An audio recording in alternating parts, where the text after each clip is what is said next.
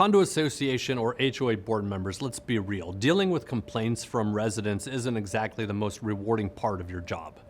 But what if you could turn those tense confrontations into productive conversations? Is it even possible? I've read the comments and many of you have been there before. A homeowner corners you at a meeting or fires off a heated email, and your first instinct might be to defend yourself or the board's decisions. It's stressful, it's frustrating, and honestly, it can feel like a thankless job. But is it possible with the right approach that you can handle these situations gracefully and even strengthen your community in the process? As silly as it sounds, it all starts with a mindset shift. Instead of seeing complaints as problems, think of them as opportunities to build trust. For example, imagine a mom in the neighborhood wants to throw a party for her son's birthday at the community clubhouse, but the clubhouse has already been rented out by a tennis organization. The mom insists that she should have priority because she's a resident after all, while the tennis group is just an outside organization renting the clubhouse. It's just an HOA revenue stream in her mind. It's a tricky situation, but with the right approach, you can diffuse this tension and find a solution.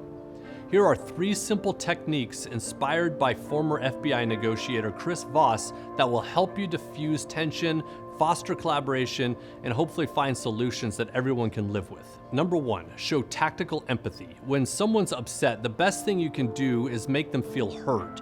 Try saying something like, "It sounds like this situation has been really frustrating for you," or "It seems like this issue has been on your mind for a while."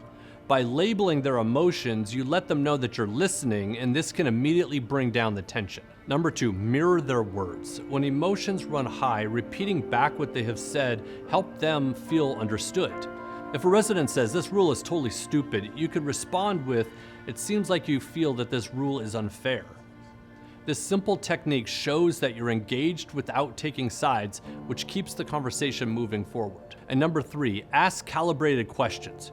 Rather than jumping to conclusions, guide the conversation with open-ended questions. Ask things like, what would be an ideal outcome for you? Or how do you see this working for everyone in the community?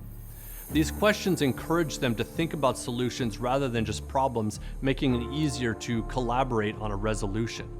So let's revisit the situation with the mom upset about her son's birthday party. Using these techniques, here's a couple of ways that you might respond. Number 1, tactical empathy. Start by acknowledging her frustration. You could say something like, "It sounds like this situation is really upsetting and I can see how much this means to you and your family." This validates her feelings and shows that you're listening.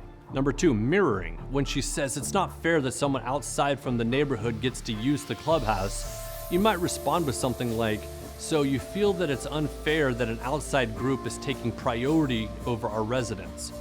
This reflects her concerns without agreeing or disagreeing, keeping the conversation neutral. And number 3, asking calibrated questions.